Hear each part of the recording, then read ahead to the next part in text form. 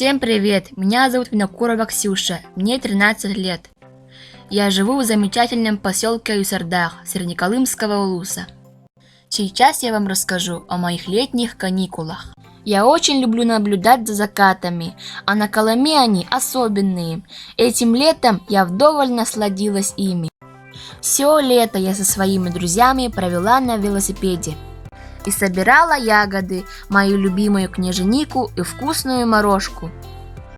Всей семьей мы ездили на участок Чохчоголох, а чтобы туда добраться, мы ехали на моторке.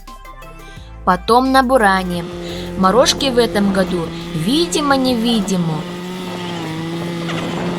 А еще надо пройтись и пешком, но оно того стоит. Мы запаслись витаминчиками на всю зиму. На обратном пути мы угостили рыбкой одинокого детеныша сокола Сапсана, который выпал из гнезда.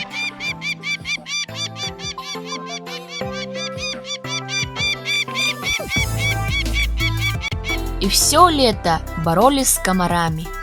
А еще этим летом я сделала новый мультфильм, который стал лауреатом международного проекта «Таланты Арктики Дети», где мне выделили путевку на Черноморскую зорьку в городе Анапа.